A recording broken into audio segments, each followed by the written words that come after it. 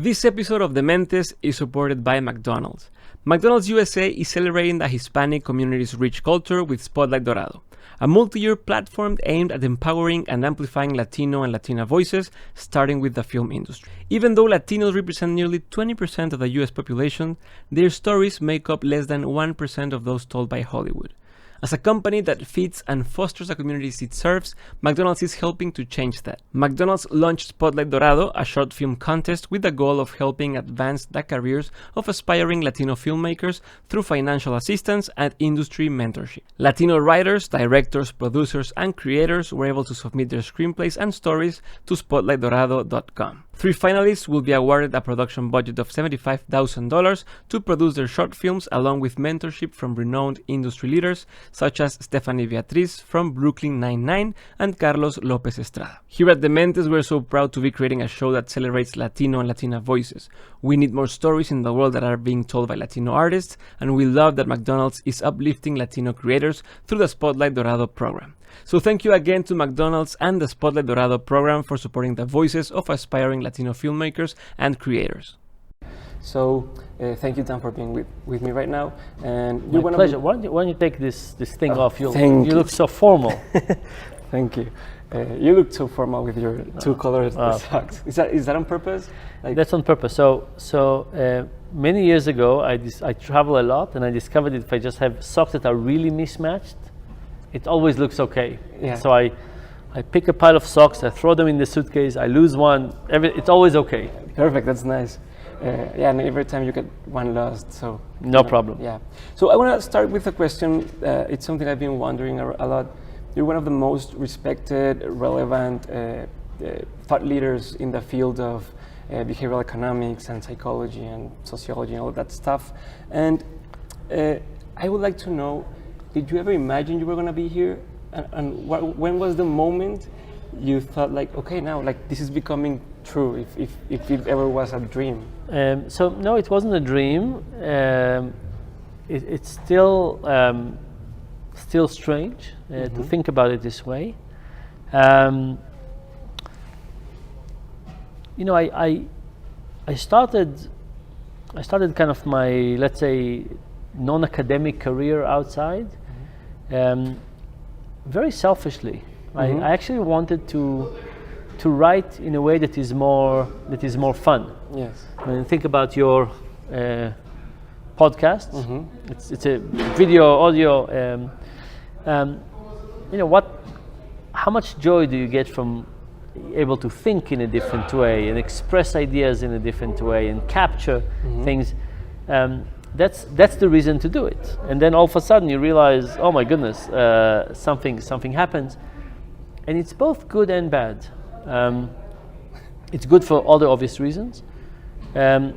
What it's bad is that sometimes I think that the endeavor of behavioral economics and social science in general is to question our beliefs. The challenge that I have sometimes is that I think that the whole point for social science and behavioral economics is to doubt what we know and to question and to basically say experiments are the way to solve it. And I think that sometimes I get to a situation where I go to a government or company or something, and I want them to do an experiment, and they want just my opinion and just the answer. Yes, and I like my opinions, but I still want to keep this. The honesty is that it's just my opinion, and there's a better way to do things. So the bad thing about, I think, having some authority is that it eliminates some of the reliance on objective data. Yeah, they expect for you to go and give them the answer. That's right. And what happens with you in that case? Like, is it like a magic trick that once you know the magic, you can't stop seeing this sleight of hand, and now you know what I mean? Because you can do experiments, but in the same way you already know some of the. That's right, and I'm getting better at predicting the results. So you can imagine that a physicist is somebody who can predict. It's interesting. So we're here recording. It's a big room. People are doing something. When you record, as you probably know, you start paying attention to noises that usually are just in the Yes. background. Yes. But all of a sudden, everything becomes a thing. Yeah. Somebody's talking, and you say, "Oh, it's," and it really disturbs you because you pay way too much attention to that and think about this. And Yes. then the person taking the trash. I think the same thing is true about social science. I go to a situation, and there's all kind of nuances that I pay attention to, and that helps me predict results. So often what I do, especially with companies, and I go and we propose an experiment and we do something, and then I ask them to say, okay, when we got it, let me guess what's the percentage of people in each condition, and there is a way to get better at this because you notice more of the nuances and details, and you can combine them. And my internal metaphor for things is often like an 8th grade physics problem. Okay. You have a ball or an object, and you have arrows going in different ways, and all of those are different forces. You say, what force is pushing this way, and what force is this, and what's against, and you do kind of an analysis of all the things for and against, and you try to come up with the sum of all of those. And regarding that, I don't know if it turns, or it might turn, you knowing all the biases we have and stuff, into some sort of a paralysis, for analysis paralysis, because you know every stuff. So how do you do it in your daily life? How do you take decisions? What would be your thought process? And I ask because many of us, we've read all of your books, we've read Kahneman's books, and so we kind of also start getting enough information to know we know nothing, right? So what would you recommend for us, or what thought process should we take when we decide which projects to embark on or what to do?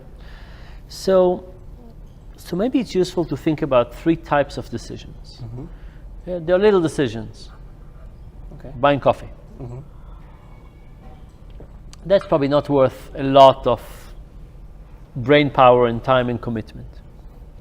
There are big decisions. Getting married, having kids, buying a house, moving, stuff like that.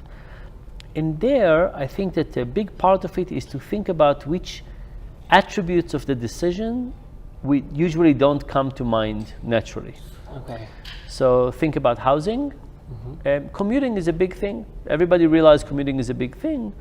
But if you look at the research, you realize that people don't get used to commuting. That it becomes more and more miserable. If you live in a place that has a good train, you get used to commuting. Get on the train, listen to a podcast, everything is good. If you're driving, it's always miserable, and you keep on not knowing if you'll get there or not, so it stays miserable. So you can think about creating attributes for the decision that other people might not think about. Or if you understand a long-term romantic relationship, right? You might think about things that otherwise you wouldn't. You don't think about. So we have little decisions, don't spend time on big decision, think about what other attributes are, and then you can expand your decision, make it better. And then there's another category, which are repeated decisions. And repeated decisions are a one-time decision, but they happen a lot, so their overall impact is larger. Like a habit or something. Like habit is very specific. I purposefully avoided that because habit is a kind of behavior that you stop thinking about, right? But going for a run is not a habit. It's not just like, oh, I'm running. No, you know you're running. It's not exactly a habit. But repeated decisions, and those I think we need to think about. Not all the time, but I think we need from time to time to say to ourselves, is this category of decision one that I'm doing right or wrong, and how do I want to fix it? And here, knowing decision making is helpful. And I'll give you one example for me. A few years ago, I realized I needed to lose a little bit of weight, and that I wasn't exercising. Like 90% of the people. So what I did was I made a deal with my cousin, and we had a very specific deal. And the deal was we have to exercise 3 times a week, and no dessert during the week, 1 dessert on the weekend. We can have dark chocolate, that's okay, but nothing else during the week. We defined what exercise is, half an hour of intense or an hour of non-intense. And we also have a punishment. So every week we have to report to each other, and if one of us missed, the other person gets to declare a punishment. And I've been doing, this is our 4th year of doing that. And it's a very, very effective system. But think about all the different elements. There's accountability. It's written in a very specific way. Yeah, really defined and structured. Yes. It's both the things I'm doing and the things I'm not doing. There's a reward connected to it. So when you think about repeated behavior like exercising, eating, and so on, the moment you understand decision making, things are much easier. So that's a good class of categories to think about. Personally, because I travel a lot, it's very hard for me to go running with a friend, right? But we know very well that if you can do that, that's really good. So I think we can think about, like you say, what is the expertise in decision making helping us? I think it can help us in designing an environment. So the big decision is just understanding in a better way. For the repeated decision is we're making a different decision environment for ourselves. Perfect. Time's up. So one last question. With all that you've learned in your everyday life, your work, and your family and stuff, what are 3 things you've learned that you wouldn't want to forget ever? Like you want to have them present. It could be 3 things you live by, for example. Maybe one of the most important elements of, I think, a happy life and motivational force is an agency, having the ability to make change. I think that, if you think about being a patient or an employee and having no agency, all of that is terrible. So having some say in which direction your life, your actions take is incredibly important for ourselves and for others. I think that's one. I think the second is trying to bring more of the long-term perspective into even short-term interactions. Yes. Whether it's social interactions or whatever you do, is try to have the long-term perspective, repeated game kind of an approach. And the third is, and that's going to be a tough one, it's to try and be okay with the trade-offs that we're making. And I'll give you an example. So I travel a lot, and for many years I would travel a lot. So I would not see my family, I would not be in the lab, and I always felt I was doing something wrong. I have lots of requests. If I do this, I don't do this, and I always think about all the things I'm not doing, and I always felt I was somehow inadequate. Like I'm at home, I'm not working. I'm at work, I'm not home. I'm in the US, I'm not in Africa. I'm in Africa, I'm not in the US. I'm in the lab. All of those things. And it took me a really long time to basically say, these are my trade-offs. I've made them. I'm happy to revisit them once a while, but as long as I've made them, I'm not going to feel the tension of feeling that I'm wrong. I've made these trade-offs, I thought about them, I decided to do it. This guilt component on top of that was incredibly unhelpful. Now, this is a very tough advice, because it's an advice that is all about internal reframing of how we do it, but it's been very helpful for me, so I hope it's helpful. That's that. Thank you very much, Dan. I appreciate it a lot.